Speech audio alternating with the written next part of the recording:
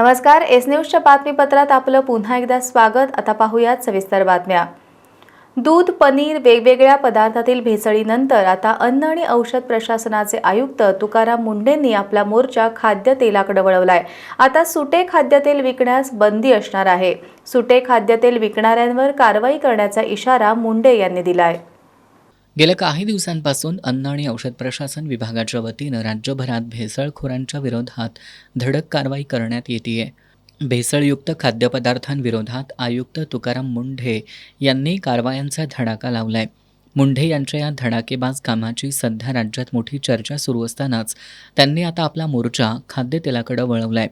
मुंढे यांनी आज पत्रकार परिषद घेत खाद्यतेल विक्रीबाबत महत्त्वाचे निर्देश जारी केलेत। मागील काही दिवसात खाद्यतेलाच्या बाबतीत गंभीर त्रुटी आढळल्याचं मुंढे यांनी सांगितलं। मोहरी तेलाचंही अनधिकृत मिश्रण करण्याचे प्रकार आढळून आलेत।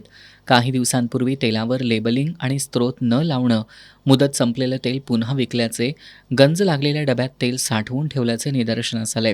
यापुढे आता सुटे खाद्यतेल विकण्यास बंदी असून अशा प्रकारे खाद्यतेल विक्री करताना आढळल्यास त्यांच्यावर कारवाई करणार असल्याचं मुंढे यांनी सांगितलं। प्रथम जे आहे रजिस्ट्रेशन आणि लायसन्सेस मॅन्डेटरी आहे। शेड्यूल 4 पार्ट 2 याच्यानुसार प्रोडक्शन करणं हे मॅन्डेटरी आहे। आपण याच्यावर अगोदर काही चर्चा केलेली आहे। विक्रीचे स्वरूप जे आहे, खाद्यतेलाची विक्री केवळ आणि केवळ सीलबंद, छेडछाड स्पष्ट व पूर्ण लेबल असलेल्या वेष्टनातूनच करणं अपेक्षित आहे। म्हणजे त्याचा अर्थ सुट्टं तोल तुम्हाला विकता येत नाही। सुटे आणि वेस्टर्न रहित विक्रीस प्रतिबंध आहे। हा रेग्युलेशननुसार आहे। हा आज मी नवीन आहे ते रेग्युलेशननुसारच आहे।